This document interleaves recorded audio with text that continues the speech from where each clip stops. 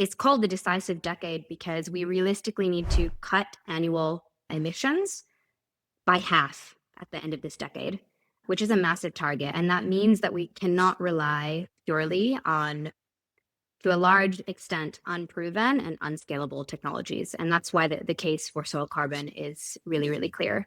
Hi, everyone. Welcome to the Climate Confident Podcast. My name is Tom Raftery, and with me on the show today, I have my special guest, Kanika.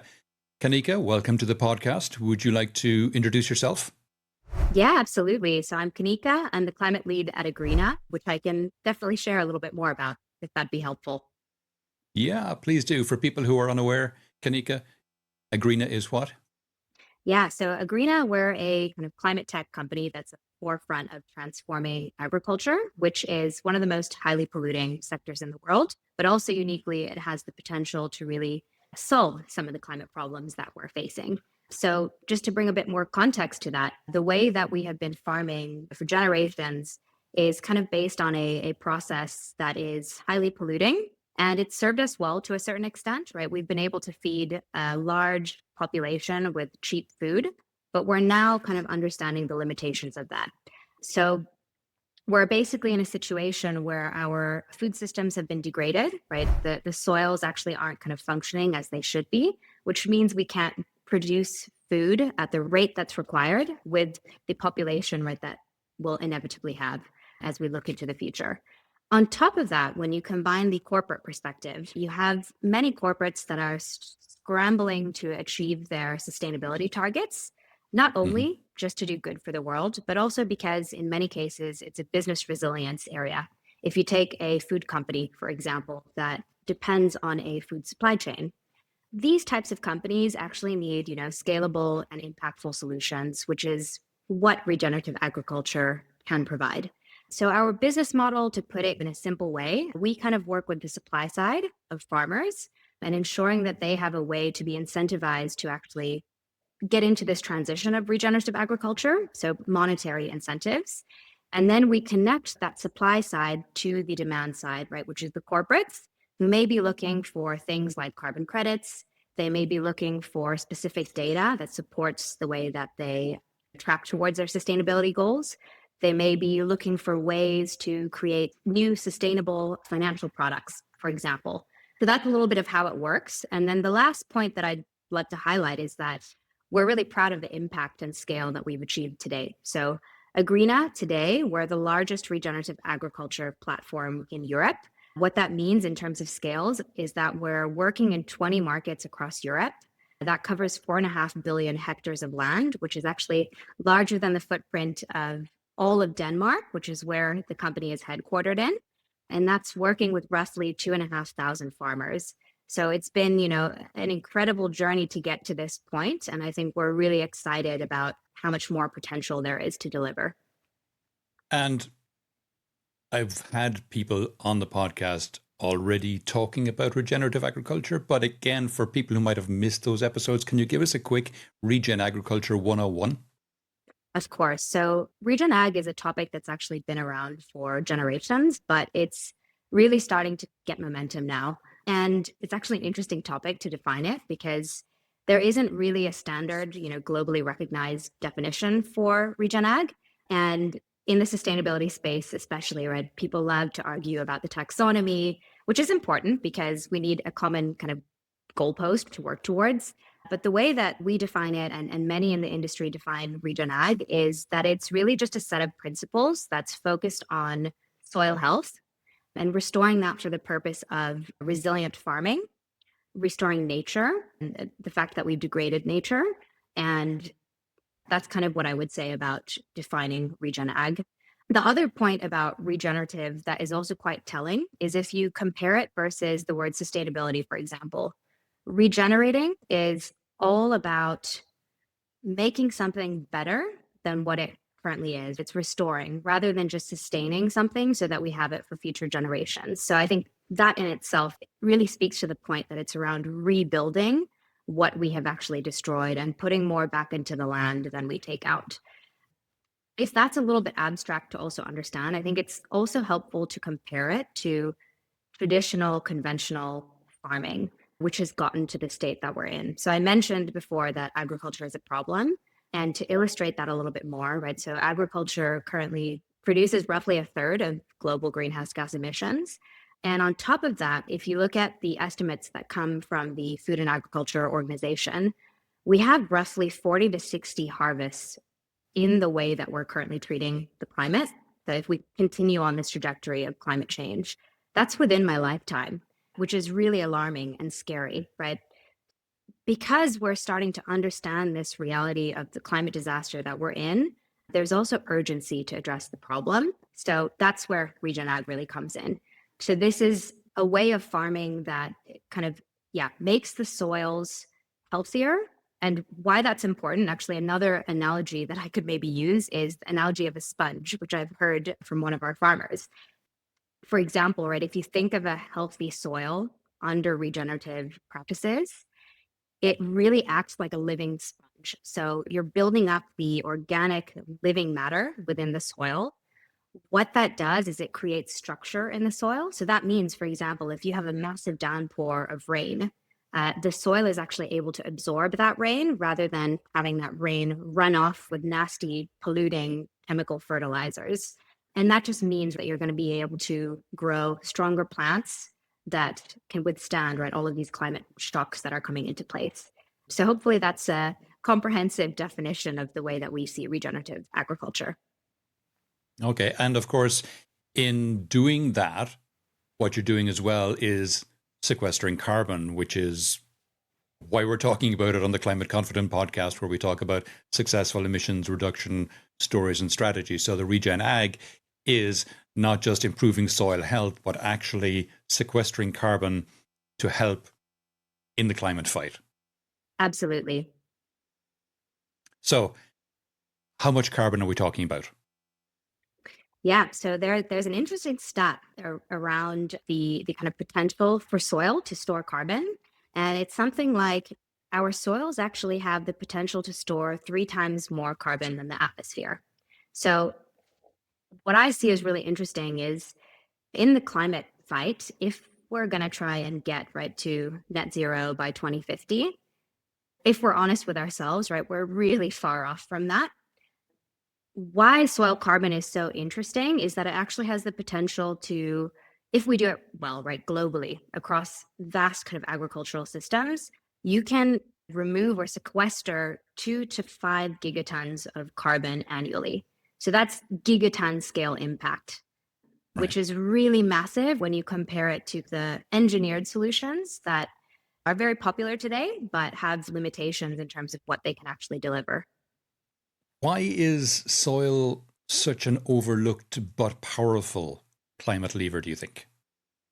Yeah, that's a good question. So, I mean, if we just focus on the carbon credit landscape, that's probably a good place to start because that's where I really see that soil carbon is overlooked, right, amongst the entire landscape of carbon credits.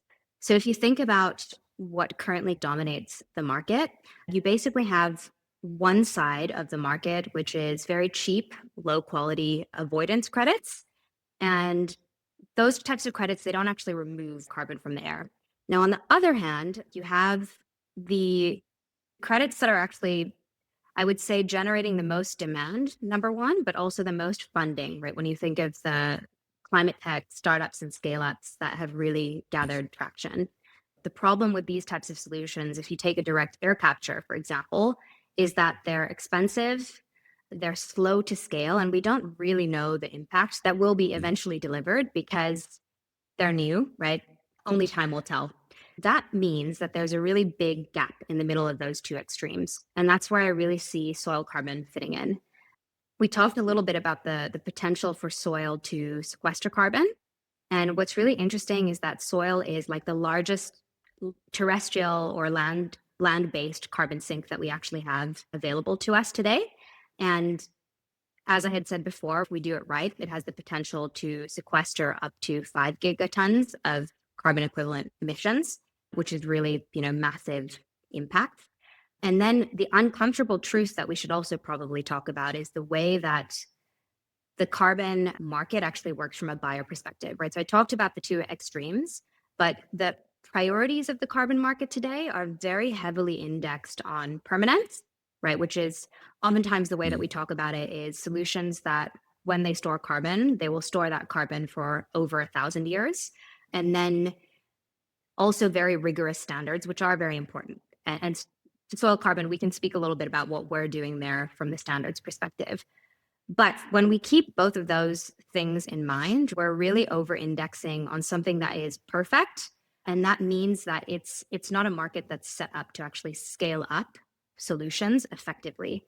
So if we are to realistically hit net zero goals by 2050 and get on that 1.5-degree pathway that many people oftentimes laugh at today, we need to be working with a mindset of scalable and immediately impactful solutions, which is where soil carbon comes in, right? It's a solution that is relatively low tech. The main barriers are behavior change with farmers, right? And getting corporates to actually understand the potential so that they're willing to fund the transition. But it's low tech in the sense that there isn't, some science fiction direct air capture plant that we need to build that we haven't quite proven. That's what I would say in terms of why it's kind of an undertapped but heavily impactful solution that we need to be paying more attention to. The last thing I will say, right, is we talked about, I think that the question that you posed to me was really focused on the potential for soil carbon to sequester carbon or regen Mhm. ag to sequester soil carbon. The other overlooked thing, and I think the market is getting a little bit more mature here, is when we look at co-benefits. Co-benefits are super interesting because it means we're looking beyond just the potential for a given solution to either remove or reduce carbon emissions.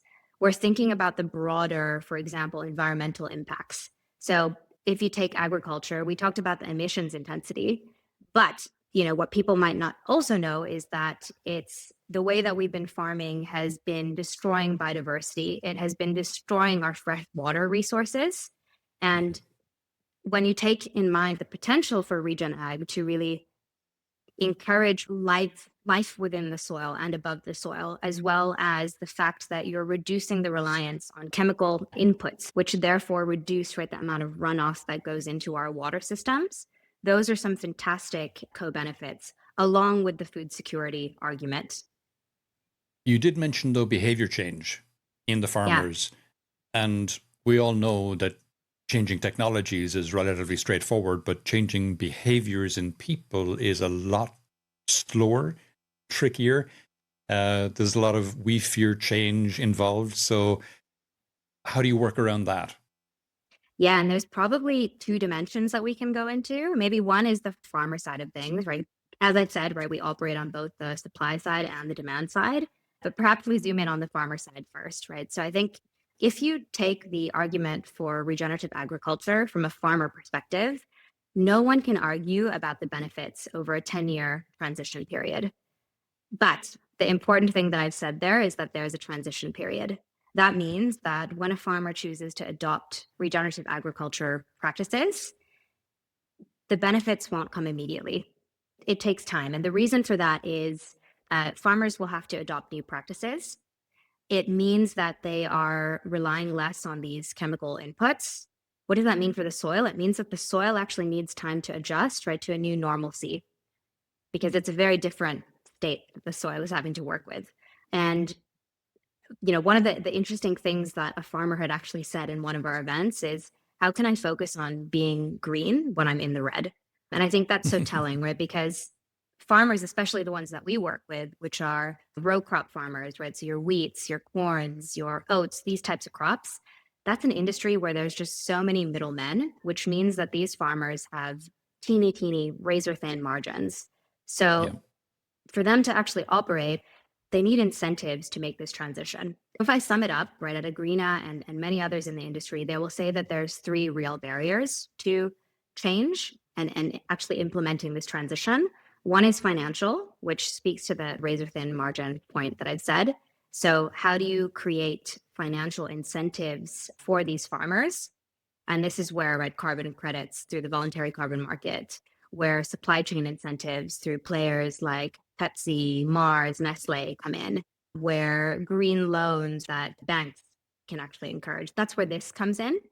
The second barrier is knowledge. And there, what I can say is that no 2 hectares within farmland are actually the same. And that's due to a number of reasons. For example, a farmer might be growing different things. It might be a different climate context. So several things at play there, which makes it so that no single hectare is the same as another. So that means that farmers need access to contextual agronomic advice, which is very difficult, right? If we're talking about changing the way that our entire agricultural system works. And then the third point is community. And farmers are very community driven people in the sense that if you just think of a town that is focused on farming, you have farmers who are constantly looking over their field to see what another farmer is actually implementing and what the results look like. They're practical in the sense that they care about what's going to deliver at the best yields, what's going to produce the best crop. But if you are in a place in the world where regen ag adoption is low, what that means is you're going to have the courage to take on something new while all of your neighbors are looking over, right, to see, are you, Thomas farmer, actually doing well, right, with what you're trying? And if that farmer isn't doing well, it means that there's a knock-on effect, right, for the rest of the community. They'll see regen ag as a no-go. So those are kind of the barriers that exist from a farmer perspective. So this is where market mechanisms come in to alleviate some of those tension. And that's also where technology comes in to try and, provide that contextual knowledge, but also community building for farmers within a specific region. And obviously, you need a lot in terms of MRV, so measurement, reporting, verification. How do you build trust in carbon credits that come from soil? Yeah, that's a great question. And this is now getting into the trust building for the corporate side. Now, soil carbon and regenerative agriculture as a whole, it's a very complex thing to monitor, right? Because you're talking about 5 billion hectares of agricultural land globally.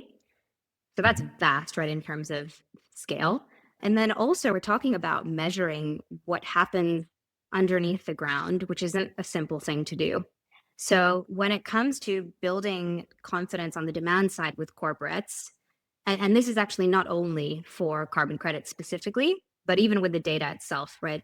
If a corporate is buying data or if a corporate is purchasing a soil carbon credit, they want to be assured that whatever they're purchasing actually does what it says it does, right? In terms of the benefits that are being delivered, whether that's soil organic carbon, whether that's an uplift in biodiversity, et cetera.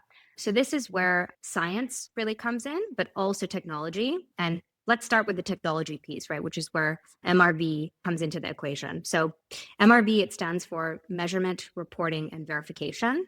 In a world without sophisticated technologies for MRV in soil carbon, you would have to go to, every field out there that you're monitoring. You would have to basically take soil samples from multiple parts within that field.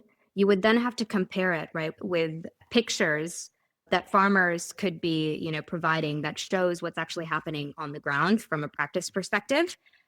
And that's just logistically not feasible if we're trying to really change, right, the agricultural system. So the way that we do it, right, is we're actually leveraging AI and machine learning as well as satellite imagery to do this in a more effective and scalable way. So we combine what we're seeing up top through aerial satellite imagery to understand, if we look up top at a field, we can understand what practices a farmer is specifically implementing, whether that's cover crops, whether that's tillage, and so on. And then we calibrate that with a selected set of soil samples that are specifically targeted in areas where there is statistical inaccuracy, for example. And that means that we're training the model constantly with real world data. So it just gets better and better over time. And the benefit of this MRV is that we can deliver results with the same levels of accuracy, however, with fewer actual physical samples. And that's really important because, oftentimes when we talk about the benefits of this scalable, more cost-effective MRV, it's really focused on the cost part of the equation. But why it's important for a project developer like us that's focusing on developing high quality soil carbon, it means that we're able to scale our impact faster. It means being able to work with more farmers and more hectares than we would otherwise be able to. And that just unlocks greater reach and impact. And what's your take on how soil carbon compares to other carbon removal approaches like DAC or biochar? Yeah, so we talked a little bit about the DAC part of the equation already. To sum it up more simply, the highly engineered solutions tend to just not be scalable, right? They can deliver impact, but there's a lot of unknowns around that, especially in terms of can we scale impact fast enough to achieve the type of impact that we actually desperately need. Hmm. So if we think about where we are 2030, this is oftentimes, coined the decisive decade for action. It's 2025 already, so we're halfway through. And it's called the decisive decade because we realistically need to cut annual emissions by half at the end of this decade, which is a massive target. And that means that we cannot rely purely on, to a large extent, unproven and unscalable technologies. And that's why the case for soil carbon is really, really clear.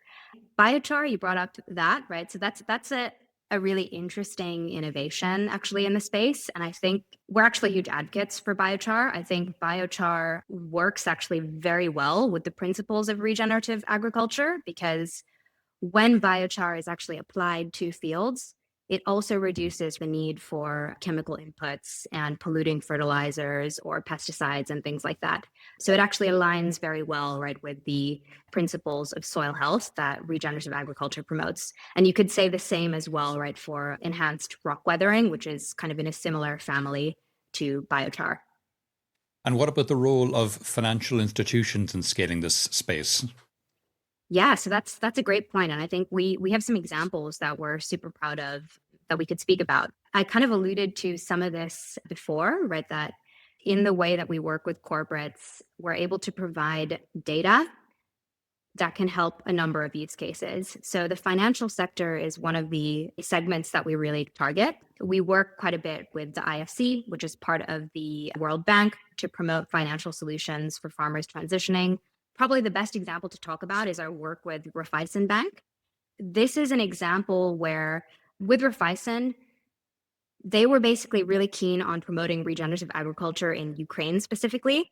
And that's a good country to focus on because obviously there's been, right, and that war has meant degrading the natural environment. That has also meant open questions around food security of the nation. So what Raiffeisen Bank wanted to do is support their farmer portfolio within Ukraine.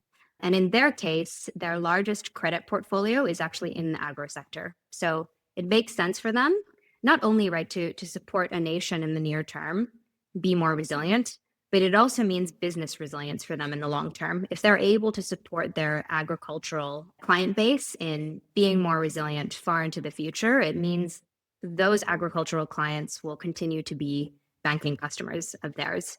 So that's really what the case is for the financial sector.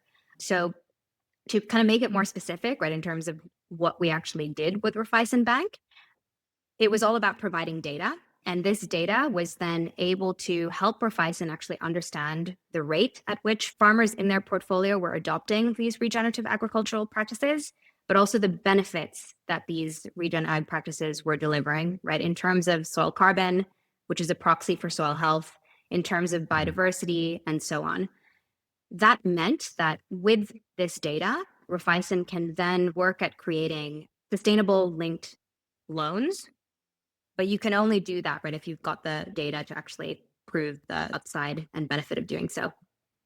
And talk to me a little bit about the data then. So you mentioned you're collecting data using primarily satellite imaging, mixing that with AI.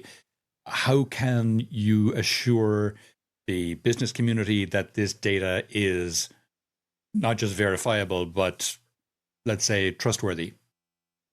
Yeah, and this is where relying on third-party standards is incredibly important. So with Agreena, we basically worked with Vera, which is a leading body, especially in the carbon credits world, And we've aligned to their specific methodology, VM42, which is designed specifically for soil carbon.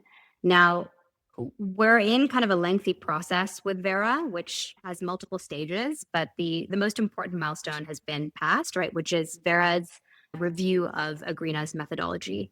And that's really important because it means that their methodologies are backed by a whole tranche, right, of peer-reviewed science. So it's not just Agreena saying, hey, my methodology is solid and you should trust me, but we've got the Mm. stamp, right, of a internationally or globally reclaimed body like Vera to thoroughly review our science and the way that we're collecting data and accounting for any discrepancies in that data. Their backing, right, means a lot in terms of assuring the business community that there's third-party verification. And how do you see the interoperability between the financial world, the carbon markets, and the food supply chains evolving? Yeah, so interoperability is, I think, it's such a current topic. And what I would love to say about that is oftentimes when we talk about regenerative agriculture, we often treat it like a series of kind of disconnected actions, right? It's one crop like wheat over here. It's a carbon credit, in one country there. But the reality of farming systems is that they are complex, integrated systems that are growing a crop rotation. So if we're genuinely serious, right, about transforming the way our food systems actually work, it means that the frameworks in which the business community is able to contribute to it needs to Mhm. reflect that kind of complexity. And if we take the farmer perspective, farmers are being asked to do a lot today, right? They're on the front lines of climate change. They're being asked to grow more with less. They have to decarbonize. They have to protect biodiversity and so on. So it's a lot of pressure on them. And then the financial tools to support them. You have the voluntary carbon market. You have, maybe a green loan somewhere in the mix. You have food companies that are trying to incentivize them. But the problem is that all of these things don't quite work well together at the moment. Trying to access, right, all of these different markets and use cases can be really complicated for a farmer, right? How do you know which one to tap into? And what we're trying to do at Agreena is we're trying to work with farmers on the entire farm level. So maybe if I deep dive into the tension that exists between the voluntary carbon market and supply chain initiatives. So Mhm. if we take the example of a player that we've actually worked with, Mars Pet Care. Now, Mars Pet Care, they source a lot of wheat from Hungary, which is an area that has traditionally, low penetration of regenerative agriculture. And like I said, that's a very big hurdle to come over because farmers, they're community minded. So if nobody's doing it, it's very hard to convince one person to have the courage to really show the change. Now, with Mars, we designed a program to incentivize, I think, some 6,000 to 9,000 hectares of wheat farmland to transition towards regenerative agriculture practices. Mhm. That incentive program that was designed together only takes care of the wheat, right? But like I said before, a farmer is typically growing a crop rotation. They might be growing, okay, if a farmer listens to this, they might say, Kanika, what are you talking about? But in terms of does this crop rotation actually work? But I'm just going to give an example of, okay, a farmer is growing, corn, grass, wheat, and maybe oat in one season. If you want the farmer to overcome the financial hurdles of that transition, they need financial incentives to be able to cover that entire rotation, right? So yes, a Mars might be helping them on their wheat, but what about the corn? What about the oat? What about the grass? And that's where you need this interoperability between multiple markets. Okay. What innovations in soil carbon or ag tech are you most excited about right now? So that's a good one. We talked a little bit about biochar, right? And I think there's tons of exciting innovations in the realm of soil carbon. At Agreena, right, we're focused on the types of practices that I said have been around for generations. So if we take no-till, if we take cover cropping, if we take residue management, these are things that aren't novel. The only thing that's new, right, is the technology and science that has come in to verify the benefits of those practices. But I think there's an entire ecosystem of innovations that work really well together with the traditional practices that we're doing. So just to name a few, right, we talked about biochar already being a really good fertilizer alternative that enhances all of the benefits of good soil health. Enhanced rock weathering is another. The third one, which we haven't touched upon, is actually it's called microbials. So microbials are basically the living things that exist within soil. So you take, for example, fungi, you take great bacteria. I actually did work with a player called Groundwork Bioag during my time or in my past career life. So I was with BCG Green Ventures and I worked with a player called Groundworks, which actually launched me into really being passionate about the regenerative agriculture topic. And I think there's so many interesting innovations there in terms of things that you can add to the soil that just massively enhance soil health. And some of these next generation approaches, what's really exciting about them in specific is that they're able to drastically reduce the timescale for impact. Before, when I talked about the transition period for at least traditional regenerative agriculture practices, we're talking about, up to a 10-year transition to see the benefits. And some players that I've seen are able to actually reduce that by like 5 to 10x. So it's not really a single innovation that I'm super excited about, but I think it's this entire ecosystem of soil health amplifiers, whether it's the biochar, whether it's the enhanced rock weathering, whether it's the microbial inoculants, all of these things working together, I think can really drastically accelerate the time to impact for creating a resilient and sustainable food system. If you could wave a magic wand and fix one thing holding back the regen ag movement, what would it be? I would say it's actually this interoperability issue. And I think, right, we just cannot be treating the incentives for soil carbon and regenerative agriculture as an either or problem. We need everything all at once. We need all ecosystem players finding solutions to accelerate this transition because the reality is there's not going to be a single silver bullet to solve Hmm. the climate challenge that we're in.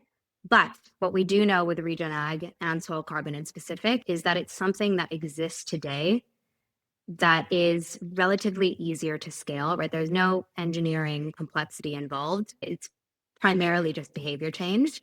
And we have the tools to be able to solve those issues. My call to action for everybody in the space, whether you're a company that has sustainability goals or a company that is working with clients that are in this agro sector, please think about the potential of regen ag and what it means for your business. And don't get hung up on the challenges or pointing the finger at other solutions that kind of might not work perfectly with what you're trying to do. And for listeners who care about climate but aren't in agriculture, what's one thing they could do to support regenerative practices?